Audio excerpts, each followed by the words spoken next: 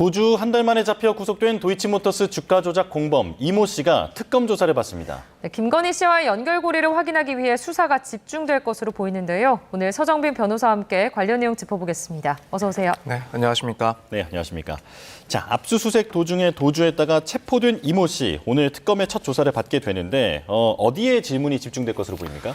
일단 당연히 주가 조작의 또 핵심적인 인물로 지목이 되고 있는 만큼 본인이 어떠한 가담이 있었는지 여기에 대해서도 조사가 진행이 될 건데 사실 무엇보다도 곧바로 또 이어질 그런 내용들은 결국 이제 김건희 씨와의 그런 관계 또 김건희 씨가 당시 도이치모터스 주가 조작 사건과 관련해서 어느 정도까지 그 내용들을 인식하고 있었고 또 실제로 가담한 사실이 있는지 여기에 대해서 상당히 이제 집중적인 조사가 진행이 될 것이다 이렇게 보여집니다. 지금 이모 씨 같은 경우에는 김건희 씨의 증권 계좌를 당시에 직접 관리했던 인물이기도 하고 또 한편으로는 이 건지인 법사를 소개해 준 인물로도 알려져 있어서 김건희 씨와는 상당히 가까운 인물로 이해가 되고 있는 사람입니다. 그러다 보니까 이 주가 조작 당시에 이 김건희 씨가 이 당시 사전에 그런 상황들을 인지했는지 또 공범이라고 볼 수 있는 그런 내용들도 있었는지 여기에 대해서 상당 부분 질문들이 이어질 것이다 이렇게 예상이 됩니다.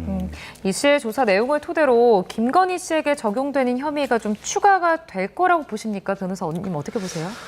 일단 추가되는 부분은 조금 어렵지 않나라는 생각이 듭니다. 왜냐하면 일단 김건희 씨 같은 경우에는 주가 조작 혐의에 대해서 이미 수사를 받고 또 재판이 진행되고 있는 상황입니다. 그렇기 때문에 이번 이모 씨에 대한 조사를 통해서 새로운 혐의를 포착하는 것보다는 일단 재판을 받고 있는 그 사실들, 범죄 사실들에 대해서 보다 혐의를 명확하게 입증할 수 있는 그런 진술들을 확보하는 데 주력이 되지 않을까라고 생각이 됩니다. 그래서 혐의가 만약이라도 이제 새로 추가가 된다라고 한다면 이 주가 조작과 관련된 부분뿐만 아니라 이렇게 얻게 된 수익에 대해서 혹시라도 은닉한 과정들이 있었는지 여기에 이모 씨 그리고 이 김건희 씨가 서로 모의를 하고 진행을 한 내용들이 있는지 그런 사실관계가 만약에 포착이 된다라고 한다면 이제 추가적인 혐의로서 범죄 은닉과 관련된 그런 부분들이 추가가 될 수 있지 않나 이렇게 생각이 됩니다. 예. 자, 다음 달 3일이면 김건희 씨 재판의 결심 공판이 진행이 되는데 이모 씨에 대한 보강 수사가 충분히 진행이 되어야 할 것으로 보입니다. 시간은 충분할까요?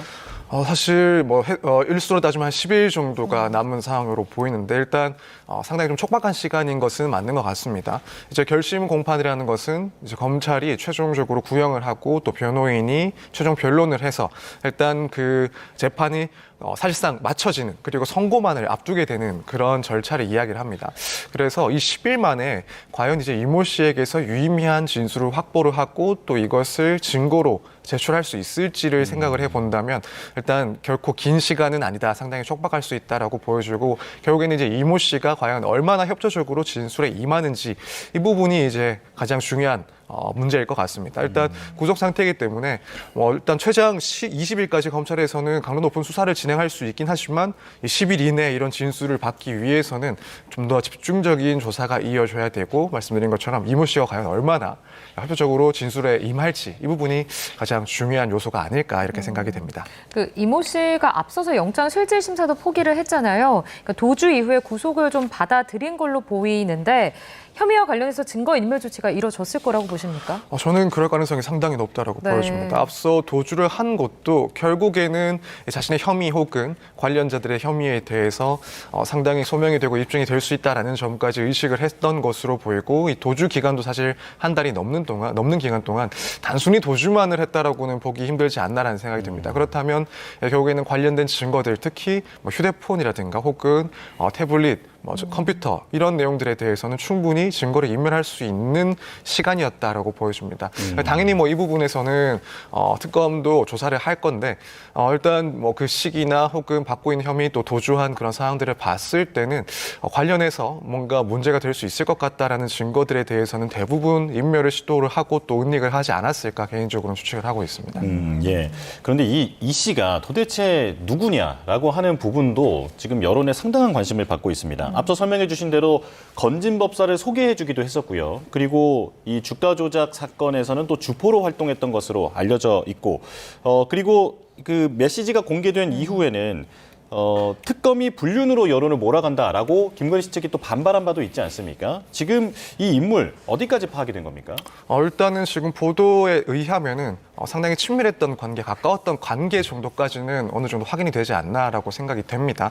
일단 두 사람, 그러니까 김건희 씨와 나누었던 그 대화 내용을 보면은 이제 이 씨가 난 진심으로 너가 걱정돼서 할 말 못할 말 다 하는데 내 이름이 다 도출되면 나는 뭐가 되냐라고 하는 이야기를 하기도 하고, 여기에 대해서 김건희 씨가 답장을 하면서 자신은 그런 적이 없다, 내가 더 비밀을 지키고 싶은 사람이다라는 그런 사실 사적으로 어느 정도 친밀도가 있는 사람들의 대화가 일단 보여졌습니다. 그렇기 때문에 이 정도로 본다면 일단 친밀도는 분명히 있는 사이다. 특히 너라는 호칭이라든가 혹은 뭐 감정적인 그런 표현을 하는 이모티콘, 뭐 유유 이런 내용들을 쓰는 걸 보면은 사적인 고민까지도 사실 좀 터놓고 이야기를 하는 수준에 가까운 관계가 아닐까 이렇게 보여지기도 하고, 또 한편으로는 이제 대화 내용을 봤을 때 김건희 씨도 그렇고 서로 비밀을 상당히 좀 지켜달라라고 하는 내용들이 나오는 걸 봤을 때 이 두 사람 사이에서는 공동으로 사실 걱정을 하고 또 혹시나 은폐를 해야 될 그런 민감한 사안들까지도 있었던 그런 관계가 아닌가라고 비춰지는 것 같습니다. 그래서 네.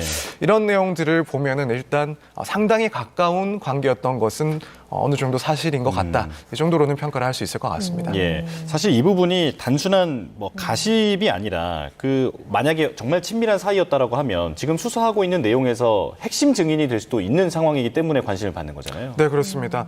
일단 가까운 사람일수록 구체적으로 이제 혐의 당사자, 다른 당사자와 상당히 밀접한 그런 내용들에 대해서 대화가 있을 수가 있고, 심지어는 지금 특검에서는 이런 문자 메시지 내용들도 확보를 한 상태이기 때문에 이걸 기반으로 해서 두 사람이 기본적으로 무척이나 가까운 사이였고 실제 이런 대화 내용이 있었다. 그리고 그 밖에도 추가적으로 확인되는 특히 도이치모터스 주가 조작과 관련된 그런 내용들에 대해서 대화가 있었다라고 한다면 여기서 나오는 진술은 상당히 신빙성이 높다라고 판단을 받을 수가 있습니다. 따라서 이렇게 친밀도가 있는 사람일수록 또 범죄 혐의와 관련해서 중요한 진술을 할 수 있는 가능성이 높다라고 보여지기 때문에 이렇게 이 사건에서 상당히 중요한 키맨으로 꼽히고 있는 그런 사람입니다. 네. 예.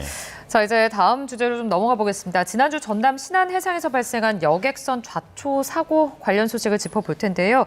1등 항해사 조타수가 구속된 이후에 추가로 지금 해경이 60대 선장에 대해서 구속영장을 신청을 한 상황입니다. 어떤 혐의점이 좀 나온 겁니까?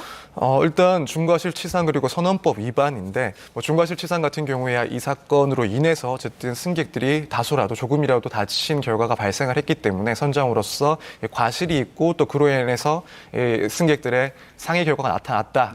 그런 결과가 발생했다라는 혐의입니다. 그런데 그것보다 이제 조금 더 충격적이라고 쓰는 부분은 결국 선원법 위반인데, 이 법에 의하면은 선장은 당연히 뭐 좁은 수로라든가 혹은 위험한 해역을 통과할 때는 직접 조타실에서 선박의 조종을 지휘해야 될 그런 의무가 있습니다. 그런데 이 조사 결과 이 사건 당시에도 선박 조정이 전혀 없었고, 심지어는 최근 2년 동안 선박 조정을 단 한 번도 지휘하지 않았다라는 점들이 포착이 된 거죠. 그래서 가장 중요하고도 기본적인 의무를 반복적으로 위반했다라는 점에서 사실 이 사고만큼이나 상당히 좀 충격적인 그런 실태가 아니었나. 그래서 이 부분이 지금 구속영장 신청의 또 주요한 이유 중에 하나가 되었다라고 보여집니다. 예, 안전 불감증이 매우 심각해 보이는데 그렇다면 구속 가능성은 어떻게 보십니까? 일단 구속 가능성이 상당히 높다라고 보여지긴 합니다. 지금 먼저 이제 선장 이외에 뭐 항해사라든가 이런 관계자들 역시도 구속이 된 상태이고, 이 사건에 있어서 가장 최고종적인 책임자라고 할 수 있는 이 선장 역시도 지금까지 이런 과실들, 업무를 제대로 이행하지 않은 점들이 드러났기 때문에 아무래도 구속 가능성이 상당히 조금 높아졌다라고 보여집니다. 거기다가 사실 뭐 이후에 허위 진술을 또 관계자들에게 강요했다라는 그런 내용들도 확인이 되고 있는 상황이라서 뭐 그렇게 되면은 증거 인멸 혹은 도주의 우려 역시도 상당히 높아졌다라고 평가를 할 수밖에 없을 겁니다. 그래서 이 선장으로서 이 사건에 있어 이 책임을 져야 되는 그 크기와 또 허위 진술을 강요하는 듯한 그런 증거 인멸의 우려까지도 충분히 보여지는 상황이기 때문에 구속 가능성이 상당히 높다라고 보는 게 맞지 않나 이렇게 생각이 됩니다. 예. 지금 사고의 직접적인 원인으로 보이는 이 항해사가 휴대전화를 들여보다가 결국에는 항로의 변경 시점을 놓치면서 발생한 것 아니냐 지금 이런 부분에 대해서 좀 어떤 처벌과 형량이 좀 예상이 됩니까? 일단 업무상 과실치상 혐의 그리고 선언법 위반 혐의가 적용이 될 수가 있습니다. 업무상 과실치상은 앞서 설명을 드린 것처럼 결국에는 이 사고로 인해서 승객들이 어느 정도 다친 사람들도 발생을 했기 때문에 과실이 인정이 된다면은 적용될 수 있는 혐의고 말씀하신 부분은 결국에는 과실에 해당하는 내용입니다. 당연히 뭐 항해사 같은 경우에는 선박이 항로를 정확하게 유지할 수 있도록 또 조타수를 지휘하고 업무를 해야 되는 그런 역할이 있음에도 불구하고 당시에 휴대전화를 사용을 해서 이런 뭐 항로 변경 시점을 놓쳤다라는 것은 일단 그 자체로 과실이 인정이 될 수 있는 그런 사실관계라고 보여집니다. 그렇기 때문에 업무상 이런 주의 의무를 위반해서 상해의 결과가 나타났다라는 점에 있어 업무상 과실치상 혐의가 적용이 될 것이고 그 밖에 선원으로서의 의무도 지켜지지 않았기 때문에 선언법 위반까지도 포함이 될 겁니다. 일단 뭐 다행히도 정말 뭐 크게 다친 사람들은 없는 것으로 알고 있는데 네. 그럼에도 불구하고 이런 과실의 정도 그리고 이후에 뭐 정말 좀 더 큰 사고가 발생할 수도 있었다라는 그런 문제가 상당히 좀 지적될 수밖에 없는 사안이기 때문에 이 점에 대해서는 상당히 중형이 선고가 될 가능성이 매우 높다 이렇게 보여집니다. 예. 관제센터는 제대로 역할을 했느냐 이 부분도 의심을 받고 있는데 배가 정상 경로를 벗어났는데도 몰랐단 말이죠. 그래서 이 경보 시스템을 꺼놓은 게 아니냐라고 하는 의혹도 있다고요. 네, 그렇습니다. 저도 사실 이 기사를 보고 제가 기사를 잘못 읽은 게 아닌가 싶을 정도로 조금 놀랐던 내용이긴 합니다. 일단 지금까지 나온 보도에 의하면 관제 시스템을 꺼놨을 가능성이 있고 그 이유가 뭐 정상적인 그런 관제에 방해가 된다라는 이유로 시스템 일부를 끄고 있었다라는 내용으로 지금 보여집니다. 그래서 이 부분은 결국에는 뭐 직무유기라든가 혹은 업무상 과실 소재도 있고 물론 이건 조금 더 구체적으로 관련해서 이런 시스템을 일부 꺼놓는 것이 가능한지 뭐 내부적인 지침이나 규칙상으로 문제가 없는지 여부까지도 더 확인이 돼야 될 내용이긴 하지만 이런 정해진 가이드라인이나 지침을 위반했다라고 한다면은 뭐 상당히 이제 과실이 크다라고 보여지고 경우에 따라서는 이번 사고에 있어서도 마찬가지로 같은 그러니까 공동 정범으로서의 책임을 질 가능성도 존재하지 않나 이렇게 보여집니다. 네, 이번에 사고 보상으로 인한 탑승객들에게 이제 제주 소재 호텔 숙박권을 제공한 부분, 이 부분도 좀 논란이 되고 있거든요. 그러니까 사고 피해로 인해서 병원비나 심리치료비 이런 보상에 대해서는 지금 언급이 되지 않고 있다고 전해지고 있는데 의무사항 아닙니까? 네, 그렇습니다. 법적으로 또 계약상으로 이 부분까지도 손해가 발생을 했으면 당연히 책임을 져야 될 내용입니다. 뭐 지금 숙박권 제공 이것은 뭐 일종의 위로금 정도까지라고는 볼 수 있는데 어디까지나 이 부분은 이제 부가적인 조치라고 봐야 되고 결국에는 법적으로 책임을 져야 되는 그런 상황으로 보입니다. 뭐 당연히 상법이라든가 혹은 기타 법률에 의해서 이런 여객 운송인이 여객에 대해서 뭐 생명이라든가 혹은 재산상의 피해를 입힌 경우에는 여기에 대해서 치료비라든가 혹은 입원비 또 경우에 따라서는 그런 입원으로 인해서 일하지 못한 비용이라든가 또 정신적인 충격에 대해서도 손해배상을 해야 될 책임이 있습니다. 따라서 뭐 지금 당장에 이야기가 나오지 않고 있다고는 하지만 결국에는 이 부분까지도 조율이 되고 또 피해를 배상해야 되는 법적인 책임이 있다라고 보시는 게 맞습니다. 예. 자, 그리고 명륜당 얘기를 해보겠습니다. 수차례 사실 논란이 이어져 왔던 그런 기업이기는 한데 지금 이 명륜진사갈비의 가맹본부죠. 명륜당이 불법 대부업을 했다라는 혐의가 포착됐다고요? 네, 그렇습니다.